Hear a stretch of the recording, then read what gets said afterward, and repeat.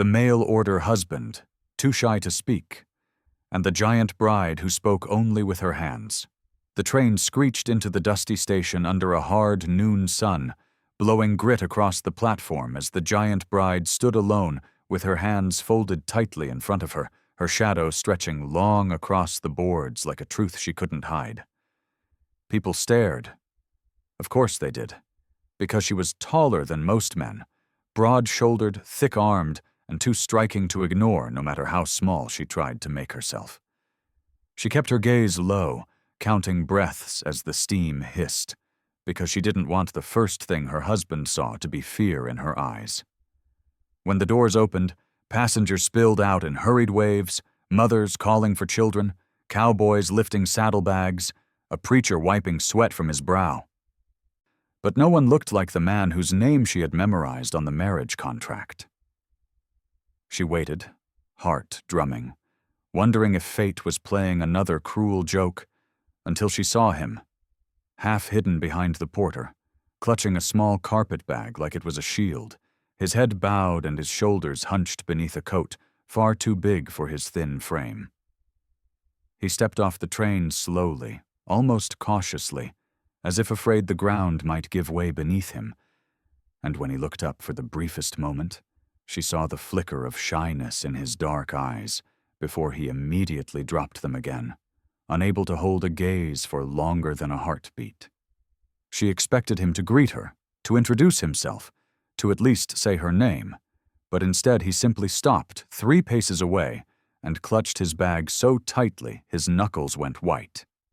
His entire posture folding inward like a man who had survived the world by taking up as little space as possible. A station worker glanced between them, confused, and she felt heat rush to her cheeks because she didn't know how to bridge the gap between their matched silences. Hers born of caution and sighs, his born of something softer and more fragile.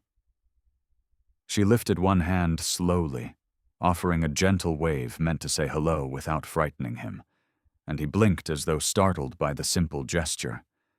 But he didn't back away. Instead, he swallowed hard and nodded in a tiny movement that barely shifted the air between them. She took a step closer, careful not to tower over him even though she couldn't help it, and the boards creaked under her weight. A sound she always hated because it reminded her that the world never let her exist quietly. His eyes darted to the sound, then to her boots, then briefly, just briefly, to her face, and she saw something like awe or confusion flicker through him, and she wondered if he had expected someone smaller, prettier, easier to carry through life. She didn't blame him, most men did. But instead of flinching from her size, he simply pressed his lips together and lifted a small envelope from his pocket, holding it out with a trembling hand as though offering proof he truly meant to be here. She reached for it, careful not to graze his fingers, but he flinched anyway. Not in fear of her, she realized, but in fear of touch itself, like a man unused to being close to anyone. When she looked at the envelope, she found her own name written in a shaky hand. The ink pressed too hard into the paper as though he'd carved the letters rather than written them, and something inside her softened. She looked up, wanting to thank him or reassure him, or simply say she was glad he'd come. But the words stuck as they always did, so she opened her palm toward him. A simple invitation, nothing more, nothing less, and waited for him to decide whether he could trust a woman who spoke with gestures instead of sentences. For a long moment the world held still, dust swirling slowly around them, and then he took one hesitant step forward and placed his hand in hers with a gentleness that made her breath catch. And she realized that 2 people who rarely spoke had just said everything they needed to in silence. The wagon ride back to the homestead rattled over uneven dirt, each bump making the shy husband grip the seat until his knuckles went pale, and she kept glancing at him from the corner of her eye, careful not to overwhelm him with the full weight of her presence. He sat stiffly at the very edge of the bench, shoulders turned inward as if he expected at any moment to be scolded for taking up space, And she recognized that posture, recognized it in the way someone recognizes an old wound they used to carry themselves. The path wound through tall grass that brushed the wheels and whispered around their ankles, and she used the reins to guide the horse gently, giving him all the silence he needed because silence had never frightened her. It was words that had always betrayed her. A gust of wind pushed dust across the road, and he lifted his hand to shield his face, the sleeve of his too big coat falling back just enough to reveal a thin wrist marked by faded bruises, the kind that came from being grabbed, not from falling, and she felt something tighten painfully in her chest. He noticed her gaze and tugged the sleeve down quickly, pressing his arms against his sides as if trying to fold into himself. But she didn't look away in pity. She looked away in respect, giving him back the privacy he clearly needed. When the cabin finally came into view, a small one-room house built from dark pine logs and surrounded by a split-rail fence, he blinked in surprise, his brows lifting slightly as though he hadn't expected her to live somewhere so modest.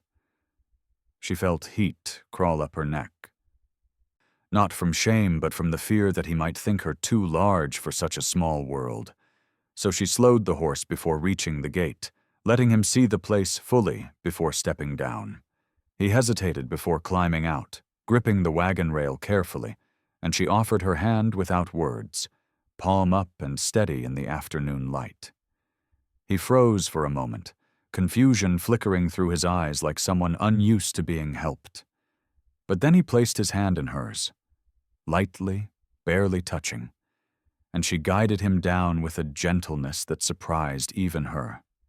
His boots touched the ground, and he stood there staring at the cabin, his breath uneven, and she realized he wasn't overwhelmed by her home. He was overwhelmed by the fact that it was now their home, a truth too big to swallow all at once. She gestured toward the door and walked slowly so he wouldn't feel rushed, ducking her head slightly as she stepped inside because the frame was lower than she preferred, but the house had always been enough for her when it was only her. He paused at the threshold, running his fingers over the wood grain like someone reading a story written in a language he wasn't sure he understood.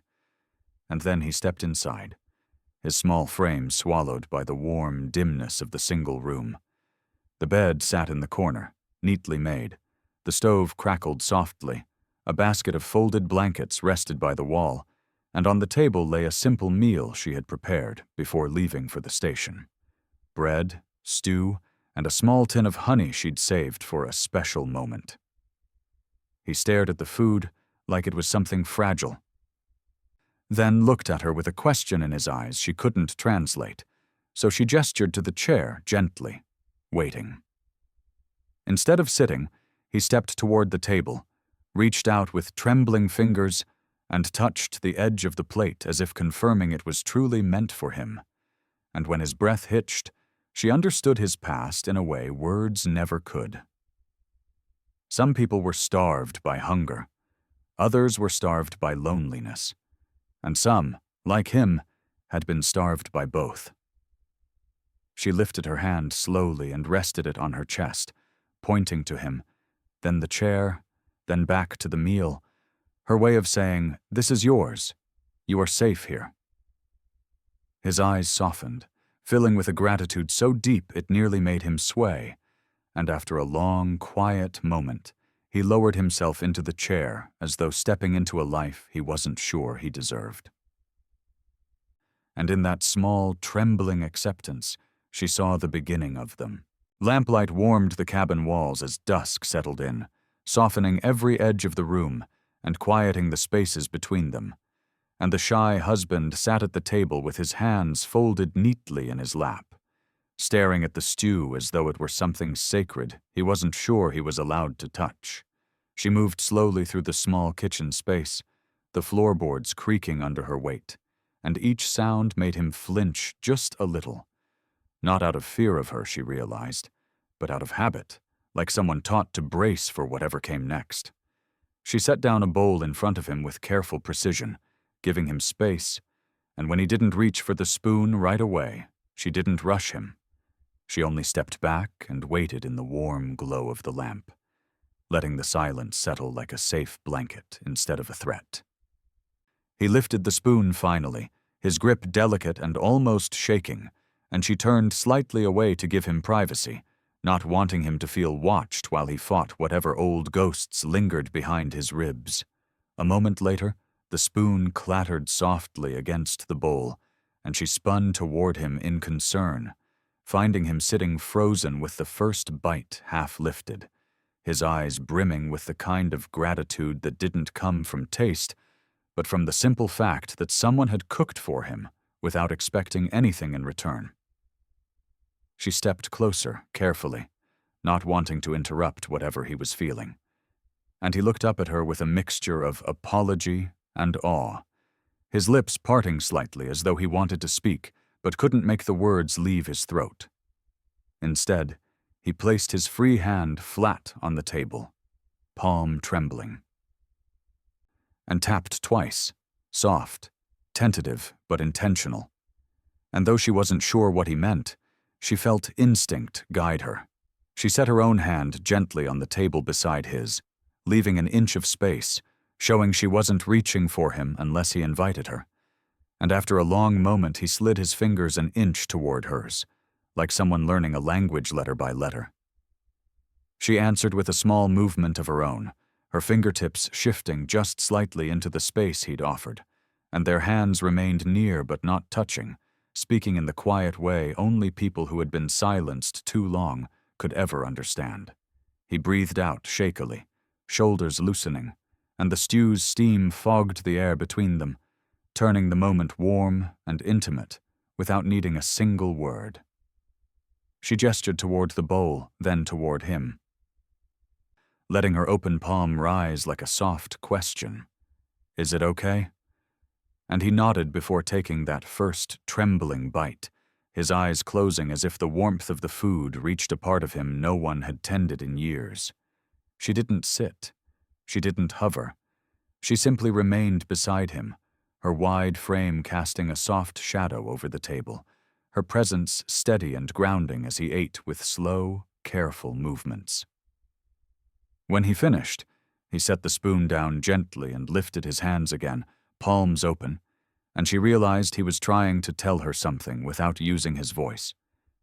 He pointed to the food, then to her, then placed his hand over his heart, not pressing hard, just enough to show sincerity, and she felt the meaning hit her like the first light after a storm. "Thank you." She touched her own chest in return, then pointed to him, and then let her hand fall gently to the table in a gesture that meant, "You're welcome, and you're safe."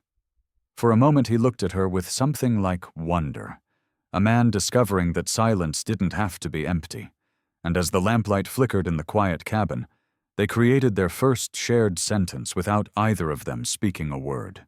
The next morning broke pale and quiet, a thin veil of fog settling over the valley like the world itself was unsure how loud it should speak. And she stepped outside to fetch water while her too-shy husband lingered near the door, hovering like a man both wanting to help and terrified of doing the wrong thing. He had slept on the small cot by the wall without complaint, curling himself into a shape so small she'd barely noticed the shift of blankets through the night. And now he stood with his hands clasped tightly behind his back, watching her move with a mix of admiration and uncertainty that made her chest swell and ache at the same time. She set the bucket down by the pump and motioned gently for him to join her, hoping to ease the tension she could feel radiating from him like heat off a stove. But he stepped forward only halfway, stopping at a distance that kept him safe from whatever memory he was fighting. The handle creaked as she pumped the water, and he flinched at the sudden splash in the trough, his breath catching as though loud sounds had once meant punishment, not inconvenience. And she slowed her rhythm immediately, softening the movement so he wouldn't brace against every noise. When she offered him the full bucket, he reached for it with both hands, but his grip faltered under the weight, and panic flickered across his face as if he thought she might judge him for not being strong enough. She took it back gently before it could tip, giving him a small shake of her head. Not scolding, not disappointed, only reassuring. And he stepped back with his cheeks flushed in embarrassment, the shame twisting his posture inward like a figure folding into shadow.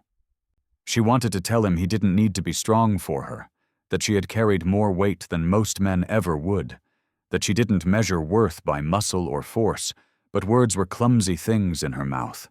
So instead she crouched by the trough and washed her hands slowly, giving him time to settle, letting the morning quiet stretch into something gentler. He watched her for a long moment, then knelt beside her with stiff, hesitant movement, dipping his fingers into the cold water like he still wasn't sure if he was allowed to share space with her. And when their elbows brushed, he jerked back with a gasp, so soft she almost missed it. She didn't chase the touch. She didn't apologize. She simply lifted one hand and placed it palm up on her knee, an open invitation to stay or step away, whichever felt safer. He stared at her hand as though reading a language written just for him, then slowly, painfully slowly, he lifted his trembling fingers and set them lightly against hers, not holding, not gripping, just resting. His breath steadied, his shoulders loosened, and for a moment the fog seemed to lift from both of them.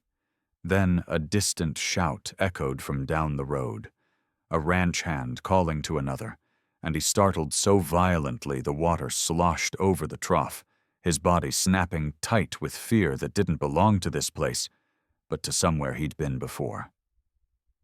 He pulled his hand from hers and stood abruptly, backing away until his shoulders hit the cabin wall, chest rising and falling too fast as he stared at the doorway like someone expecting trouble to walk straight through it. She rose slowly, careful not to tower over him, and touched her chest once, then pointed to the valley, to the sky, to the fence line. Her way of saying, "You're safe here," but he shook his head, eyes clouded with doubt, and she realized safety wasn't something she could offer with gestures alone. It was something he had to learn to believe in a world that had never given him reason to. She stepped back to give him room, letting him breathe, letting him decide whether to stay in the doorway or step outside, and after a long, trembling moment, he finally pushed off the wall and walked toward her. Not confidently, not easily, but willingly, which meant more to her than any bold stride could. They didn't touch again. They didn't need to. Because sometimes the first act of trust was simply choosing to remain in the same patch of morning light. By late afternoon, the sky had darkened into a deep, brooding gray, the kind that warned of a cold front rolling off the mountains, and she hurried to bring the laundry in before the wind carried it across the valley. The shy husband tried to help, clutching a sheet between trembling fingers, but the gust caught it hard enough to yank his grip loose, sending the fabric snapping through the air like a flag tearing free, and he stumbled backward with a startled cry that broke her heart clean in two. She caught the flapping sheet easily, her large hands steady against the wind, and when she turned back to him, he was pressed against the porch rail, shoulders drawn up, eyes wide with the shame of feeling small. She lowered the sheet slowly, letting it fall into a soft heap at her side. Because she knew the difference between a man frightened of her and a man frightened of everything he'd survived before arriving here, and she refused to let either wound deepen under her watch. The first raindrops began to tap against the roof, sharp and cold, and she motioned gently toward the house, but he shook his head, rubbing his arm as though trying to warm himself with friction alone. She stepped closer, slowly, steadily, no sudden movements, and reached one hand toward him with her palm facing upward, offering shelter, offering patience, offering a steadiness she hoped could stretch across the distance he always tried to keep. He hesitated, breath fogging in the chill air, then slipped his hand into hers, with a softness that felt like trust blooming in fragile soil. and she guided him inside where the storm's first rumble shook the windows. The cabin dimmed as the clouds swallowed the last of the daylight, and she lit a lamp, the flame flickering before settling into a warm glow that painted the walls in honey-colored light. He sat at the edge of the bed, shivering, not from cold, but from some tremor rooted far deeper, and she knelt beside the stove, adding wood with practiced ease until the fire glowed bright enough to chase the storm from the room. When she set a blanket over his shoulders, he didn't pull away. Instead, he gripped the edge with both hands, as though the softness surprised him more than the warmth. She dipped a cloth into warm water and wrung it out, her movements slow and deliberate, and he watched her with that same wide-eyed mixture of caution and longing, unsure whether he was allowed to accept care without paying a price. She moved closer, giving him time to refuse, then pressed the warm cloth gently along his cold forearms, wiping away the chill the storm had left behind, and he exhaled shakily, the kind of breath someone releases only when they realize they're finally safe enough to do so. He didn't speak. He didn't need to. His eyes glistened with unspoken stories she didn't push him to share, and when she lifted his hand to dry it, he let his fingers rest in hers longer than necessary, not holding but allowing himself to be held for the first time in what might have been years. She pointed to the fire, then to him, then tapped her chest lightly, a language he now understood as easily as breath, telling him he could rest. He nodded. Shoulders loosening as the storm beat harder against the cabin walls, and she sat beside him on the floor, her presence solid and quiet, letting him absorb warmth at his own pace. When his head finally drooped with exhaustion, he leaned ever so slightly toward her. Not fully, not boldly, just enough that their shoulders brushed like two trembling truths learning to stand beside each other. And in that small, unspoken lean, in the simple, hesitant willingness to rest near her, she felt the first turning of something tender, something new, something that could one day become home. Night settled slow and heavy after the storm, the clouds loosening their grip on the sky until a pale moon slipped through the thinning gray, casting a soft silver glow across the valley that made the wet earth shine like cooled iron.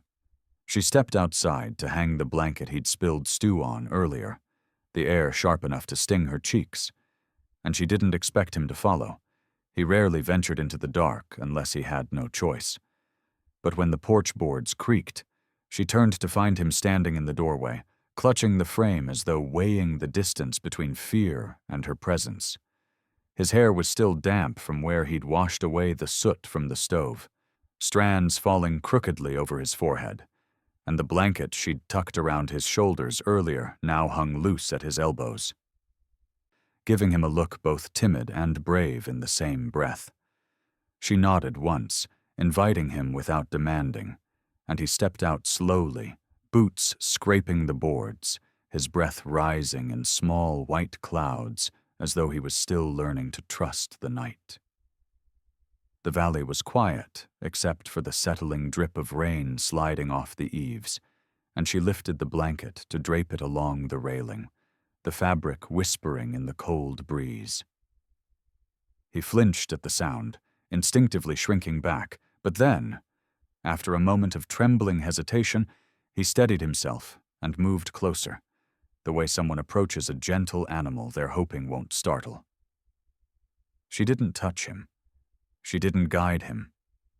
She only worked by the rail, pinning the blanket in the moonlight while he stood at her side, close enough that their breaths mingled in the cold air. When she reached for the second corner, her elbow brushed his softly, and he froze, not in fear, but in shock at the simple contact, then looked up at her with wide, searching eyes that glimmered with something tender and unguarded. She paused, waiting, letting him choose what to do with the space between them. And the shy husband lifted one hand slowly, fingers trembling, and pointed toward the blanket as though asking if he could help.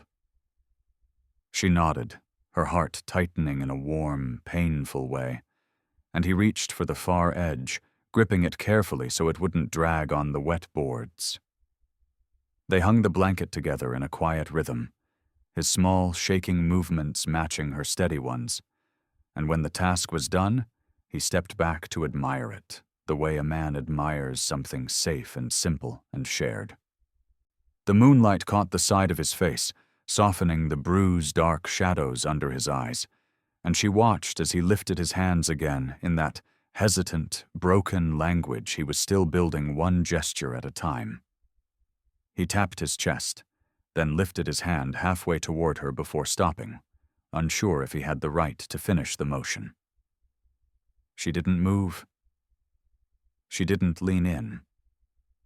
She simply opened her palms, letting the cold air fill the space she offered him, and waited like she always did, with patience, not pressure. Slowly, achingly slowly, he placed his hand over hers, just the fingertips, barely touching, as though afraid to break the moment with too much weight. She curled her fingers very slightly, not closing around his, but acknowledging them, and his breath hitched in a small, fragile sound that felt more intimate than any spoken confession. They stood that way beneath the moon, two silences leaning gently toward each other, and the world around them seemed to soften like it understood they were learning a new language only the two of them could hear. When he finally withdrew his hand, he didn't step away.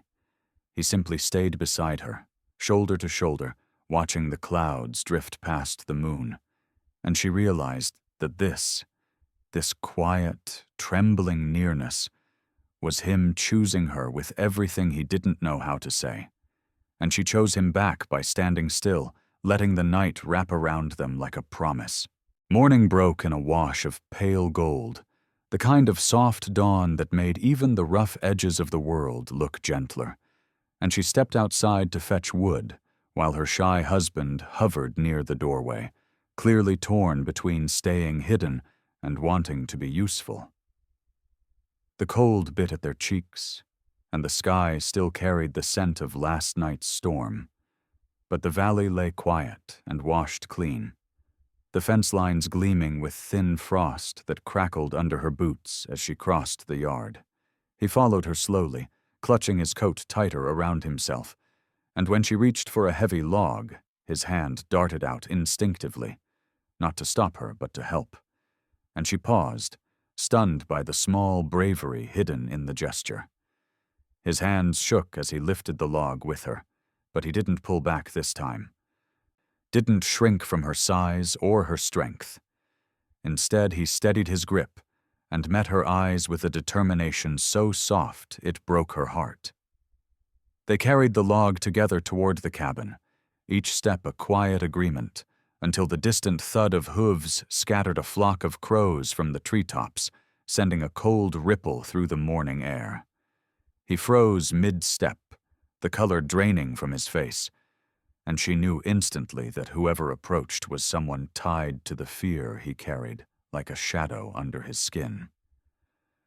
A rider appeared down the path, dust trailing behind the horse's hooves, and her husband backed toward the porch, shoulders trembling, eyes wide with the old panic she had seen flicker in him since the day he arrived. She set the log down slowly, positioning herself between him and the approaching figure.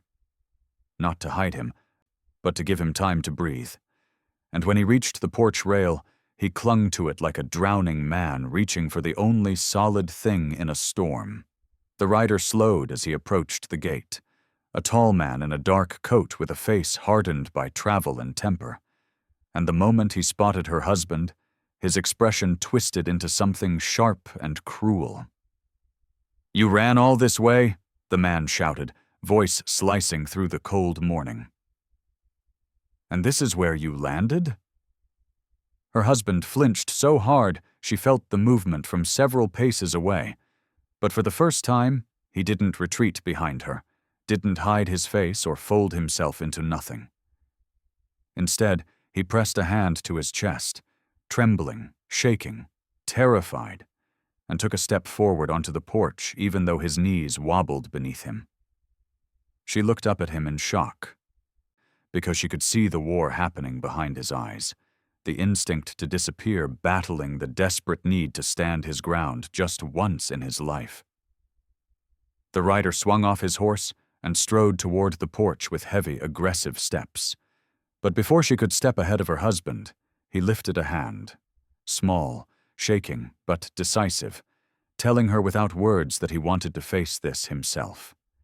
His breath came in short bursts, the cold air burning his lungs, yet he didn't back down. Instead, he pointed to the cabin, then to himself, then shook his head with a firmness that made the rider stop mid-stride. "You think this is your place?" the man snarled. Her husband swallowed hard, then lifted his chin. Not much, just a fraction, but enough, and tapped his chest twice, the same gesture he had used when thanking her, but now filled with something deeper. "I belong here." The rider's face reddened with anger, and for a moment the tension in the yard tightened like a rope pulled too far, ready to snap. But then her husband stepped down one porch stair, not all the way, just one, and turned slightly toward her, showing not fear, but a choice, a declaration made in silence. "I choose this home. I choose her." Her breath caught, and she felt something warm rise in her chest, something fierce and tender all at once, because she had never imagined that the shy man who arrived trembling at the station could ever stand between his past and his future. The rider cursed under his breath, spat in the dirt, and after a long, bitter stare, turned his horse sharply and rode away, leaving only a trail of dust and a trembling quiet behind. When the gate finally stopped rattling, her husband's knees buckled, and she rushed forward to steady him, catching him gently by the arms. He collapsed against her chest, not in fear, but in relief, and for the first time he didn't pull away from her strength. He leaned into it. He leaned into her, and she knew, with a certainty that wrapped itself around her heart like warmth after frost, that this moment, the moment he chose to stand, was the beginning of everything that would follow. The wind picked up hard that afternoon, sweeping through the valley in restless gusts that carried dust across the road like thin ribbons of warning, and she felt the shift in the air the moment they reached town, with the wagon loaded for supplies. Her shy husband sat beside her on the seat, shoulders tucked small beneath his coat, hands folded tightly in his lap, the same posture he always used when bracing for the unknown. But this time she noticed something new. He kept glancing at her, as if reminding himself he wasn't walking into this alone. The main street was crowded, louder than usual. Townsfolk gathered outside the mercantile and the smithy, their voices rising in waves that mixed with the wind, and she sensed immediately that today was not a day the town meant to be kind. Heads turned the moment the wagon rolled in. Conversations sputtered, faces pinched with curiosity and something sharper. A woman near the post office whispered to her friend and pointed, not at her size for once, but at the small, trembling man sitting beside her, as though the pairing offended some unspoken rule. The blacksmith crossed his arms and watched with a squint, and a ranch foreman she vaguely recognized from deliveries stepped closer, adjusting his hat like a man preparing to judge something he didn't understand. She helped her husband climb down from the wagon, offering her hand only when he looked to her for permission. And even that small exchange sparked murmurs from onlookers who seemed to believe silence between a married pair was a crime worth discussing in public. She kept her back straight, her chin up, guiding him toward the mercantile door. But halfway there, a cluster of men stepped into their path, not aggressively, just deliberately enough to block their way. One of them, a lean man with boots too clean for honest ranch work, tipped his hat with a stiff mockery, and looked her husband over with a smirk that tightened her jaw. "So this is the mail-order husband," he said loudly, making sure the people around them could hear. "Shy one, ain't he? Won't even look a man in the eye." Her husband flinched at the attention, shrinking the way wounded animals do when handled by the wrong hands, and she instinctively stepped closer, not to hide him behind her but to stand with him, shoulder to shoulder, because no part of their life belonged to the town's judgment. Another man snorted. "Can he even work? Looks like a stiff breeze could knock him flat." A few chuckled at that, though none too boldly, and she felt her fists tighten at her sides. But she didn't speak. She rarely did. Instead, she lifted her chin and touched her chest, then pointed to her husband in a slow, deliberate gesture. "He is mine, and I stand with him." The sarcasm dropped from the men's faces just long enough for confusion to slip in. And then, unexpectedly, her husband moved. Not much, not loudly, but enough. He reached out with a trembling hand and touched her sleeve lightly, letting his fingers rest there as though drawing strength from the fabric. And then he stepped half an inch forward, placing himself not behind her, but beside her where the whole town could see. His voice didn't come. She didn't expect it to, but he lifted his hand and pressed it once over his heart, a gesture he had never used in public, one that carried a quiet meaning he trusted her to understand. "I'm not leaving." The murmur in the crowd changed. Confusion, discomfort, a shifting unease as people realized the small, silent man they mocked was not as breakable as they assumed. The lean man scoffed, muttered something under his breath, and finally stepped aside with a sharp shrug, the others following when they realized the moment had turned on them instead of her husband. As they walked toward the mercantile, the wind whipped dust along the ground, spinning it around their feet. But she felt none of the cold anymore, and when they reached the porch, her husband let his fingers brush hers, not holding, not clinging, just acknowledging her with a soft, deliberate touch. It was the smallest victory the world would never applaud. But to them, right there in the heart of a judging town, it felt like courage standing upright for the first time.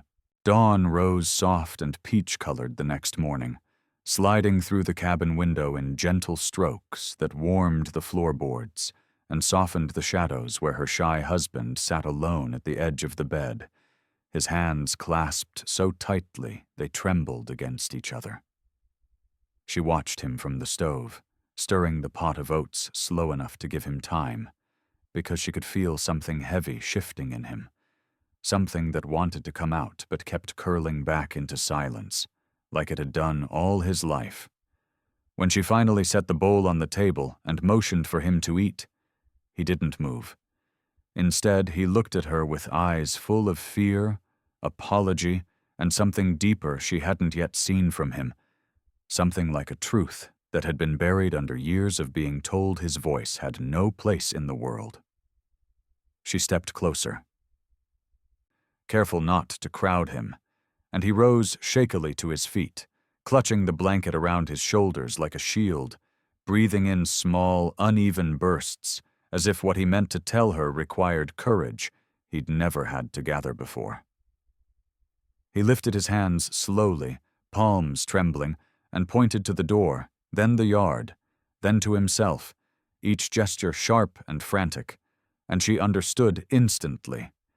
He felt ashamed of yesterday, ashamed that she had stood beside him while he hid behind fear, ashamed that he couldn't speak when spoken to, ashamed of the past that had shaped him into a man who flinched at footsteps and shrank at raised voices.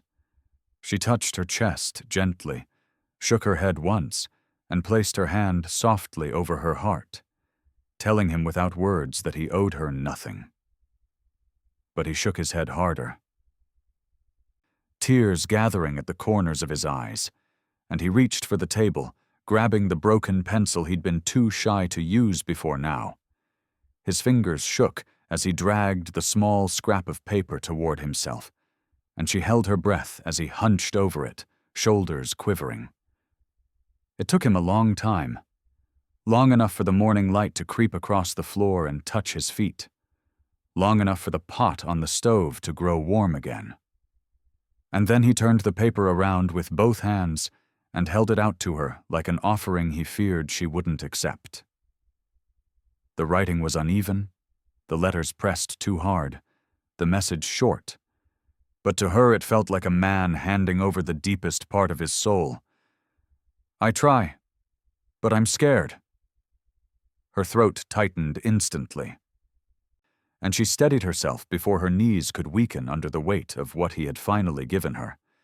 He dropped his gaze, expecting disappointment, maybe even frustration, but she cupped his hands in hers, large, warm, steady, and lifted them to her chest, letting him feel the strength of her heartbeat under his fingers.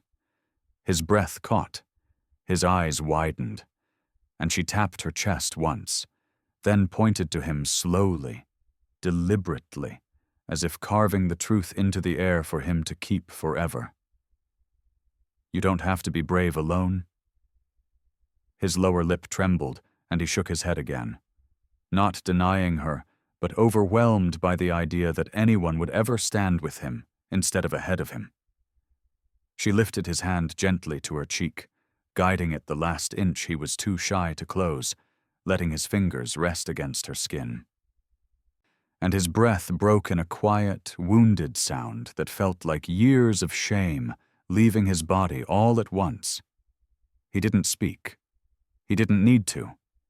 He pressed his forehead to hers with a trembling tenderness that made her eyes blur with warmth, and she wrapped her arms around him, not pulling him close, but offering the space where closeness could happen if he chose it. And he did.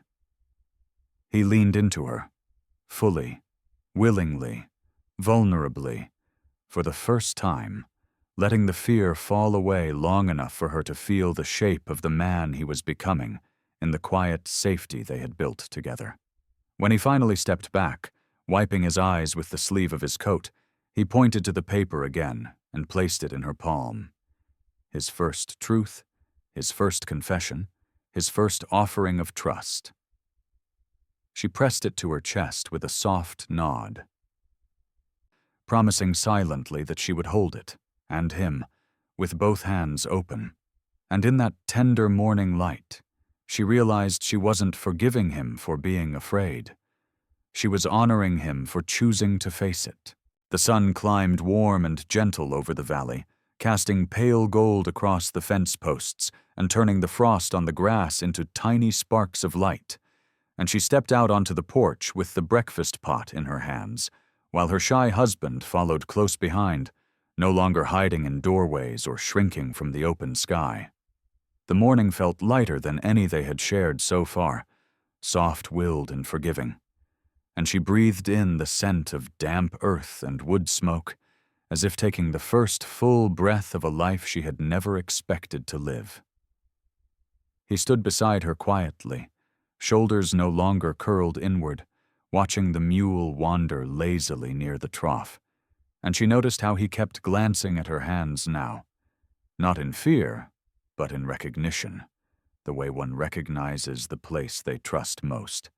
She carried the pot down the porch steps, boots crunching on the thin crust of frost, and he followed with 2 tin cups he had insisted on washing himself, despite how his fingers still shook when handling dishes. When they reached the small stump they often used as a morning table, she ladled the warm oats into the cups and passed one to him, their fingers brushing in a tiny spark of contact that made his breath catch just a little, though this time it wasn't panic. It was something softer, something that looked a lot like happiness. They ate in silence, watching the fog lift from the low parts of the valley, and when the last spoonful was gone, he set his cup gently on the stump before stepping toward the gate, testing his courage with slow, careful movements. She watched him push it open, the hinges groaning softly, and then he stepped out into the yard alone. walking a few paces as if measuring his own bravery against the wide landscape. He paused near the fence post, laying a hand on the rough wood, his breath puffing white in the cold, and when he turned back toward her, she saw it. The unspoken question, the quiet invitation, the hope threaded into his shy, trembling smile. She walked to him without rushing, her larger frame moving in steady confidence, the ground firm beneath her feet. And when she reached him, he didn't step back the way he did that first day at the station. Instead, he lifted one hand, slow, shaking, heartfelt, and rested it on her forearm, feeling the strength there but not fearing it, anchoring himself to the one person who had never asked him to be louder, braver, or bigger than he was. She covered his hand with hers, letting the warmth pass between them like a promise neither needed to say aloud. And together they leaned against the fence, watching the valley breathe in the calm after so many storms. A breeze passed through, carrying the smell of pine and wet soil, and he turned slightly, tapping his chest twice before pointing to her, the gesture simple but weighted with meaning. "This is home because you are here." She felt something warm break inside her, something soft and deeply rooted, and she lifted her own hand to tap her chest once, then touched the fence rail, then his shoulder, telling him in her silent way, "We built this together." His eyes shone with a tenderness she had only glimpsed before, and he stepped closer. Not bold, not sudden, just enough that their arms brushed like two truths, finally finding the courage to stand side by side. They stayed there for a long while, letting the morning settle around them, until he finally reached up with careful fingers and traced a small circle on her wrist, a gesture he had never used before, one that felt like thanks and trust, and a quiet beginning all in one trembling touch. She answered by lacing her fingers with his slowly, giving him time to pull away if he needed to. But he didn't. He squeezed back with a steadiness so new and so gentle, it made her eyes sting with warmth. And as the sun climbed higher, turning their shadows long and intertwined across the frost-lit yard, she realized something with a fierce, quiet certainty. They were no longer two silences lost in separate worlds. They were one shared language now. A home built in gestures. A love spoken without sound. A life finally soft enough for both of them to rest inside. Please like, share, and subscribe to help us tell more quiet, healing stories on Echoes of the West. If someone you loved spoke only in silence, would you learn their language, or wait for words that might never come?